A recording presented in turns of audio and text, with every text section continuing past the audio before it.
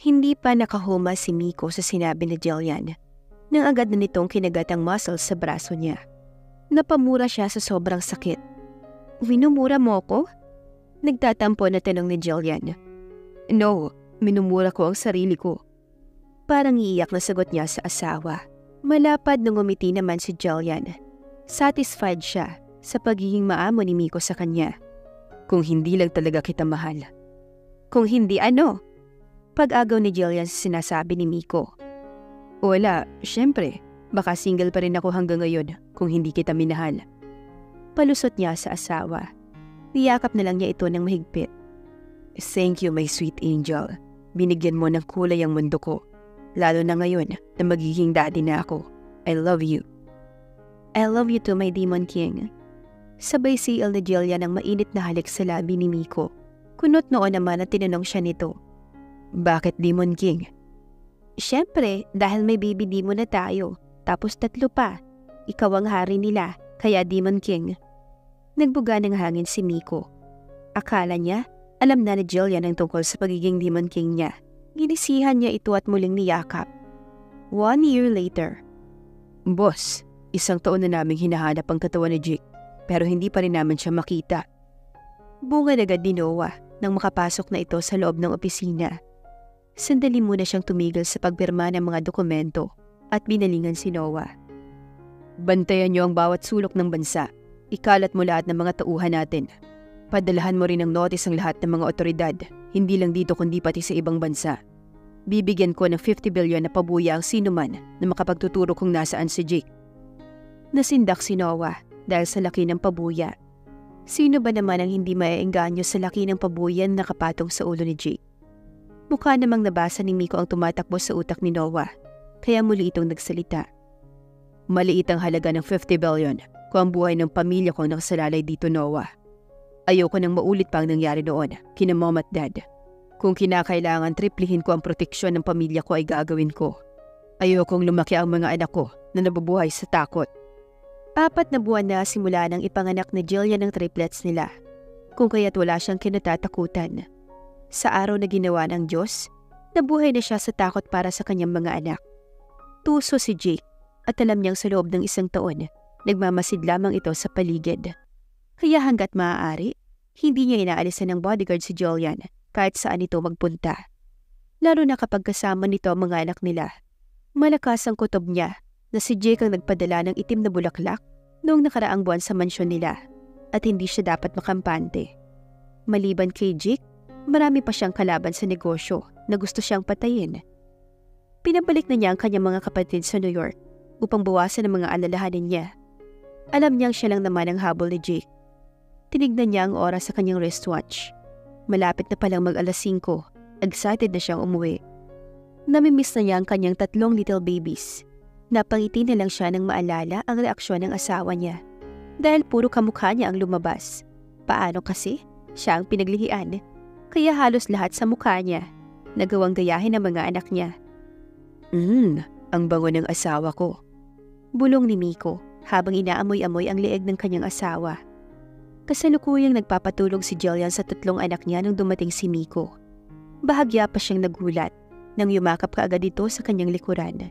"Love, tulog na ba sila?" Bulong nito sa tenga ni Jillian, dahilan upang magsitayuan ang mga balahibo niya sa katawan.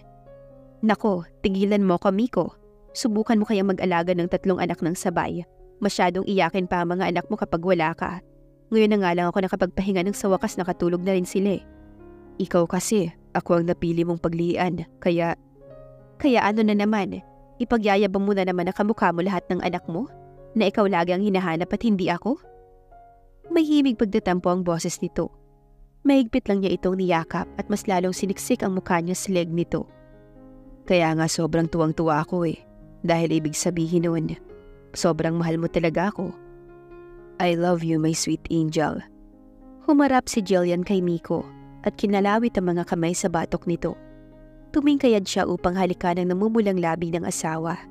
"I love you too. Sana manatili lang tayong ganito."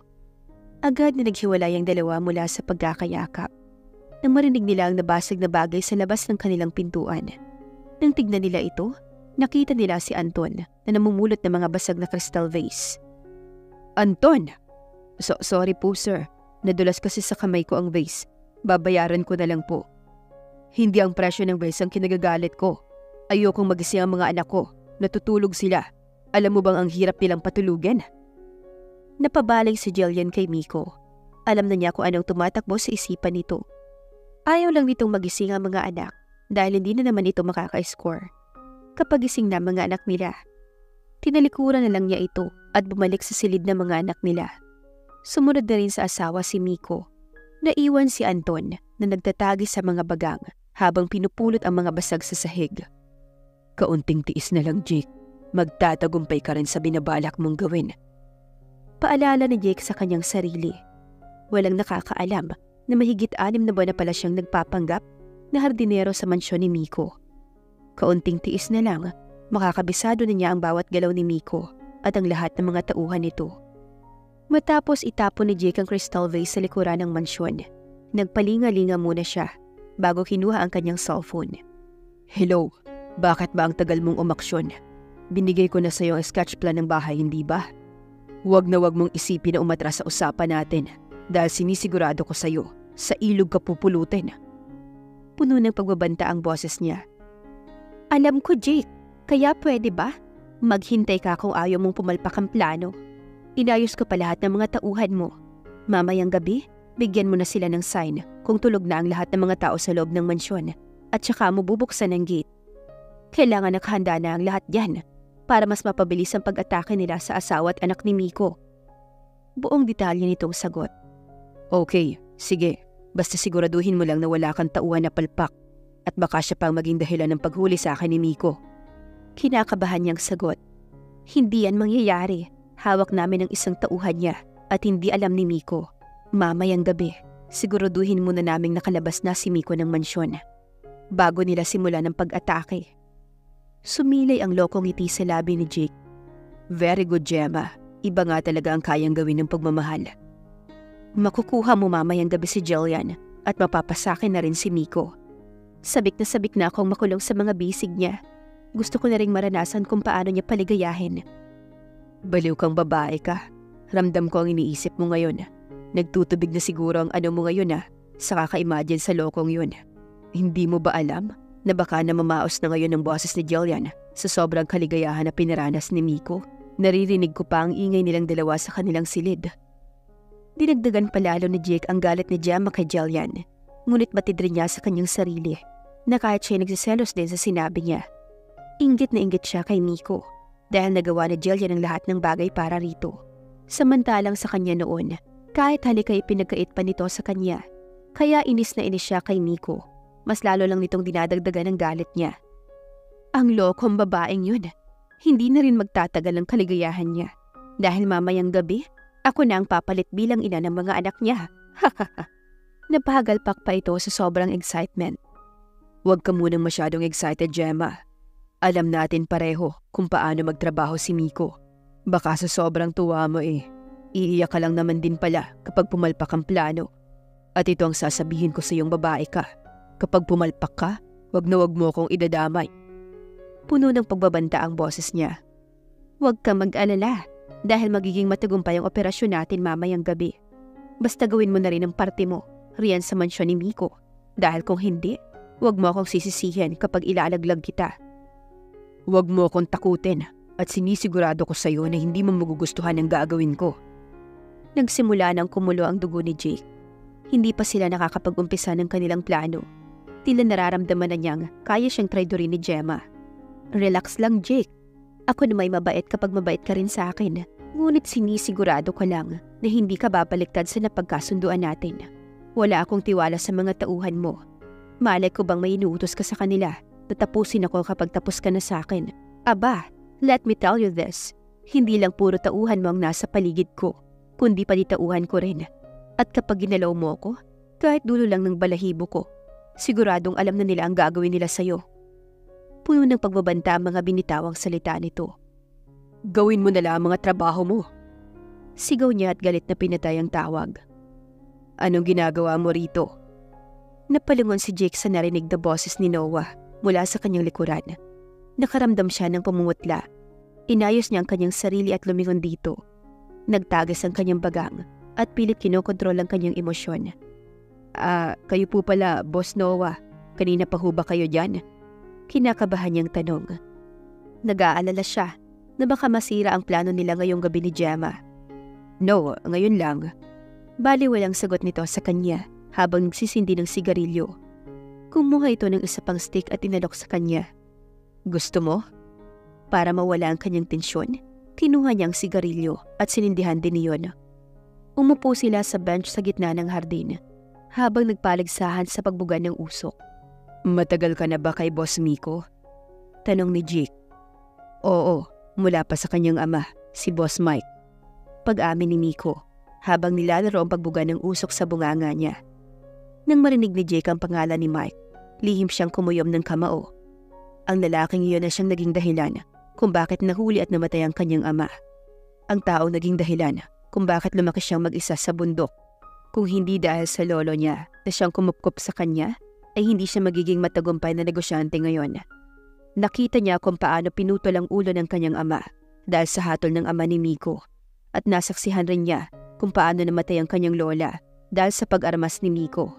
Lahat ng iyon ay inipon niya sa kanyang dibdib, kaya hindi siya titigil hanggat hindi siya nakakaganti.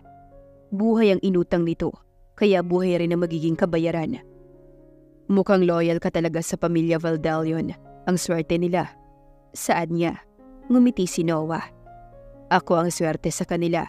Dati walang direksyon ng buhay ko. Ngunit dahil kay Boss Mike, nagkaroon ulit ako ng kabuluhan sa buhay. Bago siya namatay, nangako ako sa kanya na aalagaan ko ang mga anak niya. Kaya siguro dito na rin ako mamamatay sa piling ni Boss Miko. Ang daming beses na rin pabago-bago ang codename ko. Sagot ni Noah. Tila hindi na nakatiis si Jake at gusto na niyang tapusin ang kanilang pag-uusap. Bago pa niya makalimutan na nagpapanggap lamang siya. Kapag nagpatuloy pa siya makipag-usap dito, sigurado siyang puputok na ang dibdib niya sa galit. Bawat sagot ni Noah sa kanya, direktang nagpapainit ng ulo niya. Binalingan niya ito at nagpaalam na umalis. Sige, Boss Noah, mauna na ako. May kailangan pa kasi akong tapusin. Paalam niya rito. Okay, sige. Tipid rin itong sagot at tinanguan siya. Madilim ang anyo na iniwan niya si Noah. Samantalang si Noah naman, hindi maipinta ang muka habang nakatitig sa likuran ni Jake. Hindi alam ni Jake na narinig niya lahat ng sinasabi nito kanina mula sa kausap nito sa telepono. At hindi siya tanga na hindi alam ang tungkol sa binabalak nitong gawin. Ngayon ay alam na niyang si Jake at Anton ay iisa at kailangan niyang ipaalam ito sa boss niya. Sumapit ang 7:00 ng gabi at halatang balisahan na si Jake. Kanina pa siya panay-ikot sa loob at labas ng mansyon na tila kinakabisado ang bawat galaw ng lahat ng tao sa loob at labas. Nakita niyang pumasok na si Jillian sa silid ng mga anak nito, samantalang si Miko ay kakaalis lang din upang iligtas sa mga tauhan nito. Sumilay ang masamang ngiti sa labi niya. Hindi alam ni Miko na si Gemma na ang may hawak ngayon ng mga tauhan nito. Sabik na siya sa mga mangyayari mamaya. Ang hangal na si Miko, iniwan ang asawa at anak niya para lang iligtas sa mga tauhan niya. Hindi niya alam, mas malaki pa pala ang mawawala sa kanya. Nakangisi siya. Mukhang tuwang-tuwa ka ngayon ah. Tanong ni Noah nang madaanan siya sa labas ng gate na tila ba may inaabangan. Gulat siyang napalingon. Wala ho boss. Nakangiti niyang sagot. Tumangutango lang si Noah. Ganun ba? Mukha ka kasing excited. Sige na, bumalik ka na sa kubo mo. Utos nito sa kanya. Sige po. Paalam ni Jake at mabilis ang pagtalikod. Lihim na sumilay ang lokong ngiti niya. Tignan lang natin Noah kung saan ka pupulutin mamaya. Sa isip niya habang naglalakad pabalik ng kanyang kubo. 5 oras nang nakalipas. Muling lumabas ng kubo niya si Jake. Kasalukuyang nakatayo ang kanyang kubo sa likuran ng mansyon. Kaya naman nakikita niya kaagad ang pagpatay ng ilaw sa master's bedroom. Nakangiting tinawagan niya si Gemma.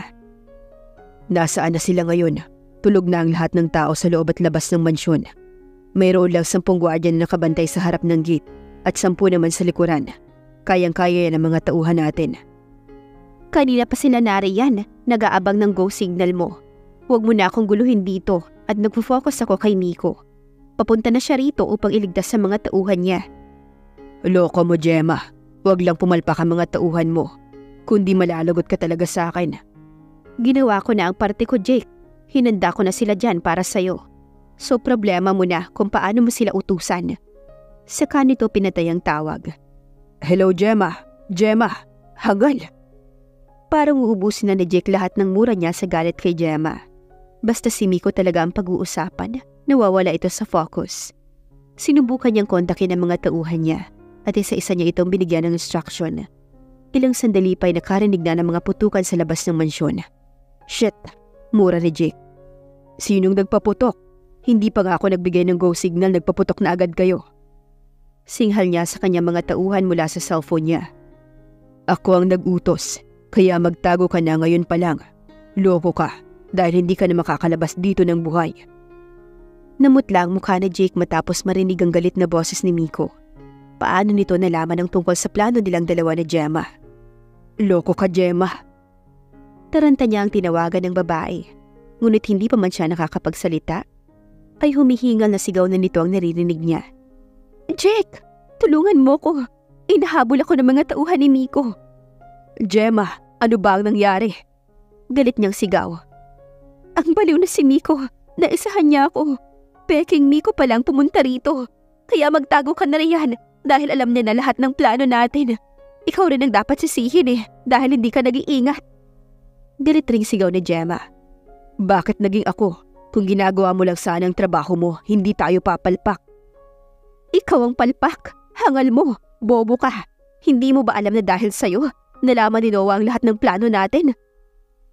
Saglit na natigilan si Jake sa narinig.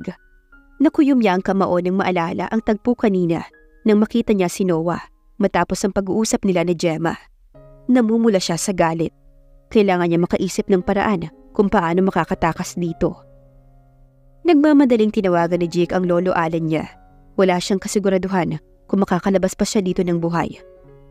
Lolo, tulungan niyo po ako. Tatapusin ako ni Miko. Natataranta na wika niya sa telepono. Anong tatapusin ka ni Miko? Teka, hindi ko maintindihan. Nasaan ka ba ngayon? Tanong ni Master. Hindi alam ni Jake kung paano sasagot sa lolo niya kasi hindi nito alam ang lahat ng mga pinagagagawa niya sa Pilipinas. Nandito ako sa mansyon ni Miko, Lolo. Mahinang sagot niya. Ano? Halata ang gulat sa boses ng lolo niya. Ano ba ang dahilan mo at pumunta ka sa mansyon niya? Hindi ba't sinabi ko na sa'yo na tigilan mo na ang paghihiganti?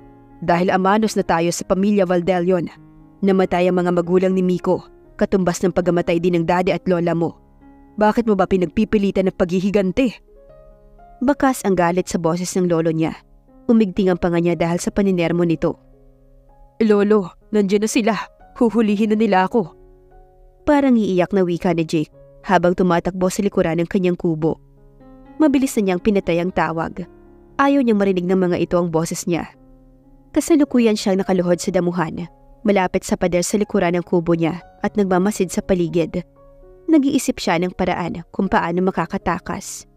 Matagal siyang nakatitig sa taas at kapal ng pader na yari sa kubo. Pinag-iisipan niya kung paano aakyatin ito. Ayaw niyang mahuli siya ni Miko dahil tiyak na hindi siya nito bibitawan ng buhay. Nagtatagis ang bagang niya. Mayroon pa rin siyang naririnig na putukan sa labas. Alam niyang hindi magtatagal, mauubos na ang mga tauhan niya at matutunto na siya rito mula sa pinagtataguan niya. Nasa New York ang lolo Allen niya at ilang oras pang biyahe bago ito makarating ng Pilipinas. Hindi niya sigurado kung dadatnan pa siya nito ng buhay. Napapikit siya sa naisip. Mabuti na lang at gabi ang operasyon nila. Hindi siya kaagad makikita dahil sa pinagtataguan niya. Nagulantang siya nang biglang dumaan ang bala sa tagiliran niya. Muntik na siyang matamaan ang magpuputok si Miko. Jake, huwag mo nang hintayin pa na puntahan kita riyan sa pinagtataguan mo. Ang lakas ng loob mong pasukin ang teritoryo ko. Baka nakakalimutan mo kung sino ako. Galit na sigaw ni Miko, tsaka muling nagpapaputok. Sa kabila ng banta ni Miko, wala pa ring plano si Jake na lumabas mula sa pinagtataguan niya. Bibilang ako ng 3, Jake. Kapag hindi ka pa rin lumabas, tatagtarin ko ang katawan mo. Muling sigaw ni Miko. Sa pagkakataong ito, nauubusan na siya ng pasensya. Alam niya kung saan nagtatago si Jake. Ngunit gusto niyang kusa itong lumabas at sumuko sa kanya. 1. Unang bilang niya at hinintay na lumabas si Jake. Ngunit hindi pa rin ito ginawa 2. Muling dagdag niya ng pagbibilang at tulad ng unang beses niya, hindi pa rin ito lumabas mula sa pinagtataguan nito. Sandali. Agaw ni Jake ng pagbibilang niya at tuluyan na itong lumabas mula sa kanyang pinagtataguan. Nakataas ang 2 kamay nito, tanda ng pagsuko. Miko, kahit hulihin mo ako ngayon, tapusin mo man ako. Meron pa ring tao na siyang magiging kalaban mo. Hindi lang ako nag-iisa, Miko. Marami pa kami. Nakangisi nitong wika. Kahit ilang pang Jake na katulad mong ilaban sa akin, wala akong pakialam. Alam mong hindi ako maatras sa laban kapag buhay na ng pamilya kong nakasalalay. Kaya nakahanda ako maghintay kung kailan lalabas sa mga kampon mo. Ganting sigaw niya. Nagpakawala ng halakhak si Jake dahil sa sagot ni Miko. Talagang malakas ang hangin mo, Jake. Haha. Nagsasalita ka lang pero hindi mo alam kung sino ang kalaban mo. Haha. Mag-ingat ka. Baka bukas makalawa, magiging byudo ka na. O di kaya'y asawa mong magiging byuda. Impit na sigaw ni Jake nang tumama ang bala ng armas ni Miko sa paa niya. Napapaluha ang mga mata nito habang nakatingin sa kanya. Sinampulan ko na ang kaliwang paa mo. Ipagpatuloy mo pa ang pagdadaldal at sinisigurado ko sa'yo na hindi mo talaga mapapakinabangan yung 2 paa mo. Wika ni Miko habang papalapit kay Jake. Nagngingit-ngit ang kalooban ni Jake dahil hindi niya magawa na lumaban kay Miko. Wala siyang magawa ng pusasan ni Noah ang kamay niya at pansamantalang nilagay sa loob ng kulungan. Miko, palabasin mo ko rito. Sigaw ni Jake habang kinakalampag ang kanyang kulungan. Akala niya isang kulungan ng katulad ng mga selda ng preso ang kinalalagyan sa kanya. Ngunit ang masakit dahil nilagay siya sa kulungan na parang aso lamang ang kasya. Literal na cage ng bulldog ang pinaglagyan nito sa kanya. Naikuyom niya ang kamao. Hindi man lang siya makagalaw sa loob ng cage dahil sobrang liit nito para sa kanya. Ang malupit pa dahil isinabit ang cage sa taas ng puno, sa loob mismo ng compound nito. Ginawa na nga siyang parang aso. Wala na rin siyang pinagkaiba sa isang ibon na nasa loob ng hawla na nakasabit sa sanga. Pinailaw ni Miko ang loob at labas ng mansyon, kaya maliwanag pa sa sikat ng araw ang mukha ni Jake. Miko, loko ka. Palabasin mo ko rito. Sigaw muli ni Jake. Ngunit si Miko ay parang wala lang narinig. Nagsindi pa siya ng sigarilyo at pasimpleng nilaro ang pagbuga ng usok. Matama niyang tinitigan si Jake habang nag-hysterical na makalabas sa kulungan nito. Nag-iisip siya kung anong magandang plano para mas lalo itong pahirapan. Kung pahihirapan ang gagawin niya, hindi siya satisfied pagkatapos. Ayaw naman niyang patayin ito ng isahan dahil kulang pa iyon sa panggugulo nito sa pamilya niya. Mabuti na lang talaga at narinig ni Noah ang pinaplano ni Jake kanina. Kung hindi, kawawa ang pamilya niya. Baka namumulot na siya ngayon ng mga katawan nito na wala ng buhay. Kaya utang na loob niya kay Noah ang lahat. Tinapon niya ang sigarilyo sa sahig at inapakan iyon. Binalingan niya si Noah. Huwag hayaan makatakas yan. Tumalikod na agad siya at tumakyat sa taas upang kamustahin ang kanyang asawa. Pagdating niya sa loob, nakatulog na ang mga anak niya, ngunit gising pa rin si Jillian. Tumabi siya sa paghiga nito at niyakap ng mahigpit mula sa likuran. Kumusta? Nahuli niyo na ba si Jake? Nagaan-lang tanong ni Jillian nang lumingon nito sa kanya. Oo, sisiguraduhin kong hindi na niya tayo guguluhin pang muli. Sagot niya at siniil ng halik ang labi ng asawa. Kinabukasan 4:00 pa lang ng umaga, dumating si Master Alan kasama ng ilan sa mga tauhan niya. Ramdam niya ang tensyon sa pagitan niya at ng matanda. Isang beses pa lang niya itong nakita, noong 10 years old pa lamang siya. Hindi niya makakalimutan ang mukha nito. Kahit hanggang ngayon, fresh pa rin sa kanyang alaala ang mga nangyari noon. Nakuyom niya ang kanyang kamao habang matalim na nakatitig sa mga mata ng matanda. Anong kailangan mo? Matigas ang kanyang anyo habang nagtatanong. Mr. Valdalion, nandito ako ngayon para sunduin ang apo ko. Diretsahan itong sagot. At anong karapatan mo upang sabihin sa akin yan? Baka nakakalimutan mo. Teritoryo ko ang kinatatayuan mo at wala ka sa posisyon upang magdemand sa harapan ko. Madiin na wika niya. Alam ko, ngunit ipapaalala ko lang sa'yo. Natapos na ang hidwaan ng Valdalion at Montenegro dahil tinapos na ito ng mga magulang mo. Hindi mo na kailangan. Apo niyo ang nagsimula ng gulo at tinatapos ko lang ang sinimulan niya. Sigaw ni Miko sa matanda, dahilan upang tumigil ito sa nais pa sanang sabihin. Napikon kasi siya sa mga sinabi nito. Alang-alang sa mga magulang mo, pakawalan mo na si Jake, Mr. Valdalion. Sagot ng matanda. Huwag mong banggitin ang mga magulang ko sa gulong sinimula ng apo nyo. Umalis na kayo bago pa manilim ang paningin ko. Nagtagis ang bagang niya. Pilit pinipigilan ng galit sa kanyang dibdib. Mr. Valdalion, kung inyong mamarapatin, alang-alang si pinagsamahan namin ng iyong ina. Hayaan mong maiuwi ko lang ang apo ko at pinapangako ko sa iyo na hindi na kayo guguluhin pa ni Jake. Tumawa siya ng mapakla dahil sa narinig. Talagang ginamit pa ang relasyon ng kanyang ina sa mga ito. Gusto niyang matawa sa sinabi nito. Paano kung hindi yan mangyayari, Mr. Montenegro? At guguluhin muli ng apo niyo ang buhay namin ng asawa ko. Diretsyong tumingin si Master Alan kay Miko. Asahan niyong ako mismo ang tatapos sa apo ko. Saglit na natigilan si Miko dahil sa sagot ng matanda. Alam niyang may sariling prinsipyo ito. Kung hindi na kwento ng mommy niya sa kanya ang tungkol sa matandang ito, siguro hindi pa rin siya maniniwala. Ngunit subok na niya ito mula pa sa lola niya dahil si Master Alan ang tumulong sa mga ito hanggang sa mommy niya noong nasunog ito. Nagpakawala siya ng buntong hininga at direktang tinignan ng matanda. Kakalimutan ko ang mga nangyari sa amin na Jake, Mr. Montenegro. Ngunit hindi ko kakalimutan ng araw na ito. Alam kong tutupad ka sa usapan. At sa oras na mag-cruise muli ang landas namin ni Jake, asahan mong hindi mo na siya masisilayan ng buhay. Mariin niyang sabi. Sumaludo ang matanda sa kanya, tanda ng pagsang-ayon at buong paggalang. Aasahan ko pong tutupad ako sa pangako, Eagle King. Saad pa nito, saka lumuhod bagay na ipinagtataka niya. Tumayo po kayo, Master Alan. Ibinili ko lang ang pagkakataon na binigay niyo noon kay Mommy. Dahil sa inyo kung bakit nabuhay siya sa pangalawang pagkakataon.